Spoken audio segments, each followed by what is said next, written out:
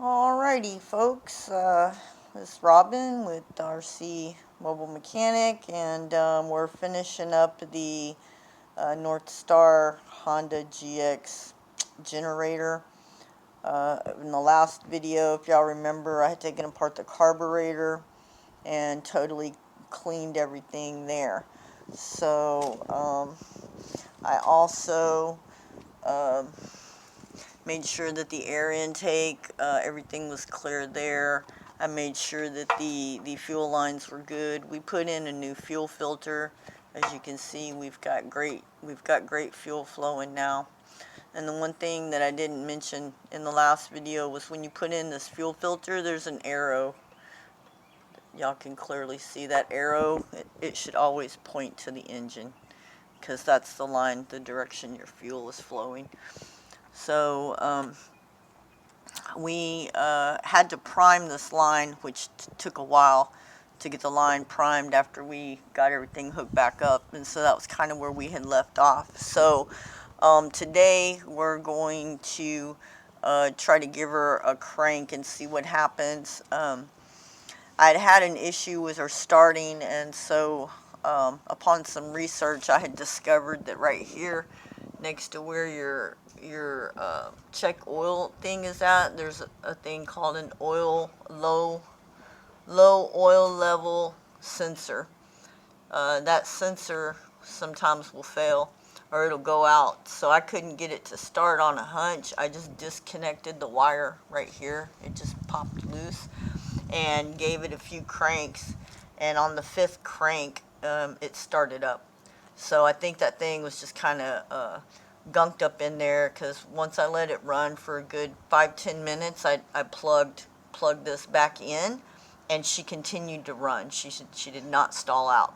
So today we're going to do our 1 crank test and see if she will crank on the 1st or 2nd crank. These Hondas are designed, they are supposed to start on the 1st or 2nd crank. So even an elderly person can start these. They are really, really that simple. So we're going to put our throttle to choke. We're going to choke it. We're going to turn it on, and we're going to flip this switch right here and turn it on. And then I'm going to have to switch off somewhere where y'all can see. Don't know how that's going to work. I'm trying to, let's see, keep my,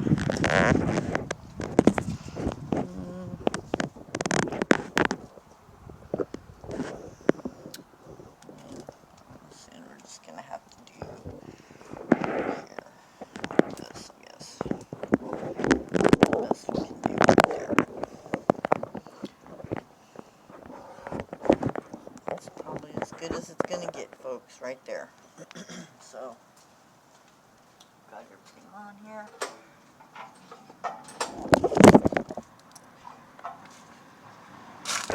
Well, that didn't last very long. Dear Lord.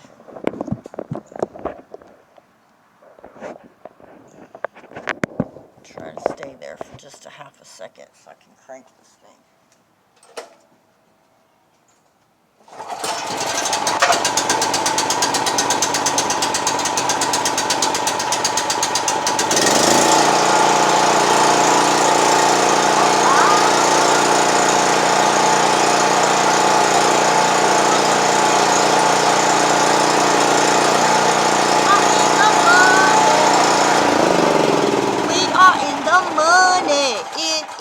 Fixed.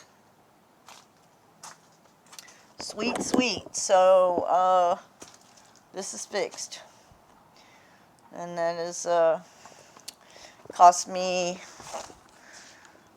$40 for the air filter and $16.75 to clean the carburetor and put a new fuel filter in it. So for $50, I probably just saved those people probably about $200 in labor or something. They would probably would charge them about $350, $400 to fix this $1,500 generator that's only been used one time, right?